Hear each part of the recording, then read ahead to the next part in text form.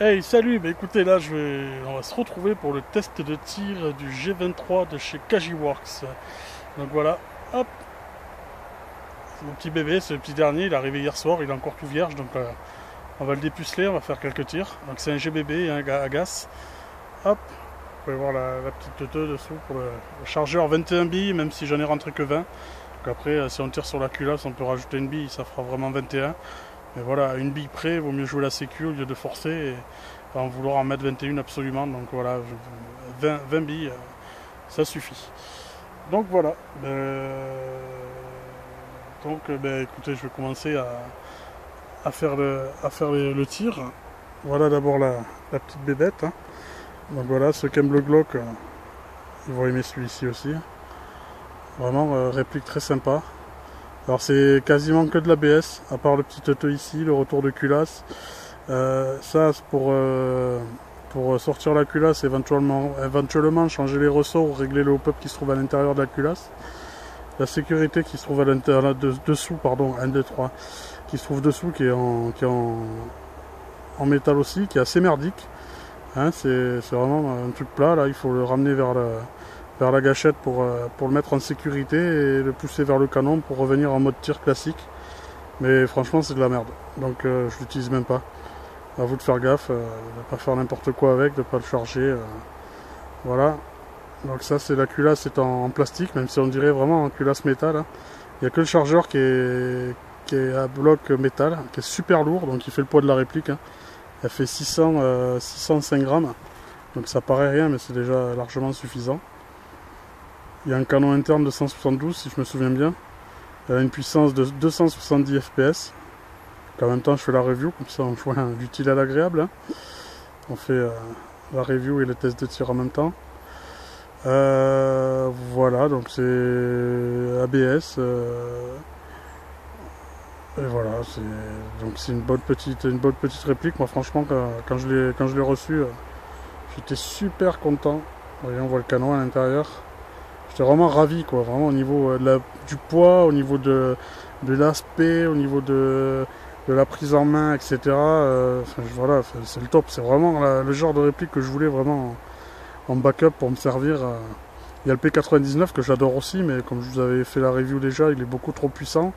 Donc j'avais fait l'impasse en me disant que je préférais en acheter, à ne pas toucher à la puissance de mon P99 et trouver finalement une réplique pour pouvoir utiliser en partie.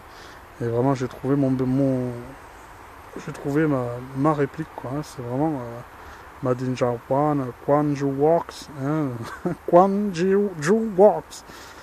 Donc voilà, vous avez le marquage avec pareil Kaji avec un numéro. Alors je sais pas si le numéro il est gravé dans le plastique, hein, donc c'est déjà pas mal, ça va résister au temps. Donc vous avez le marquage ici, après vous avez ici Kaji, hop, sur la crosse. Hop. Alors dessous il y a un espace ici, là je sais pas pourquoi, mais l'espace est vide.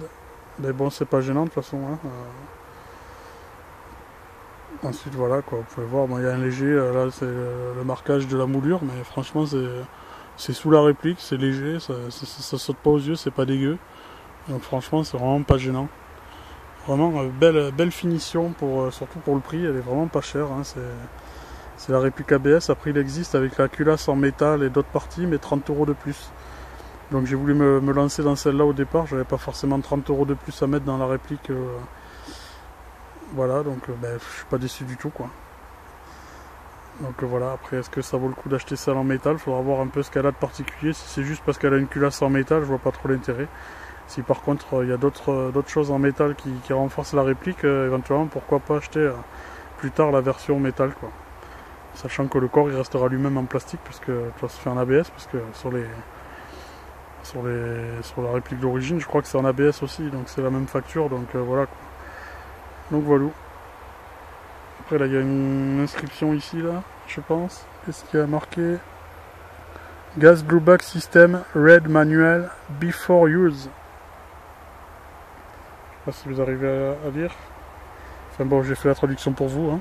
Donc c'est Blueback, de toute façon, comme tous les GBB, pardon. C'est un petit retété.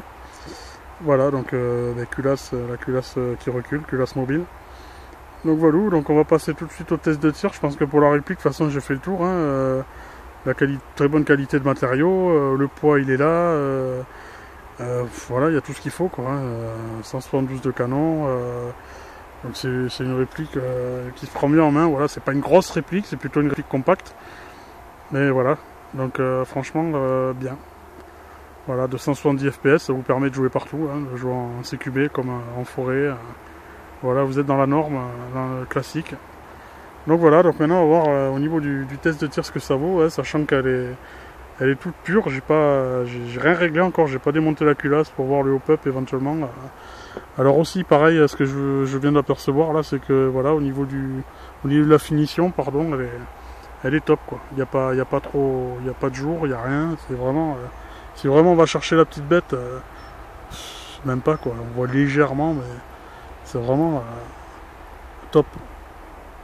Pardon, j'étais en train de regarder tout seul, mais le but c'est que vous voyez aussi. Hein. Donc voilà, non, il n'y a pas d'espace et tout, voilà. Donc on va enfin arriver au test de tir, parce que je parle, mais bon, j'essaie quand même de vous donner quelques éléments sur la réplique. Donc toujours pareil, la cible à 40.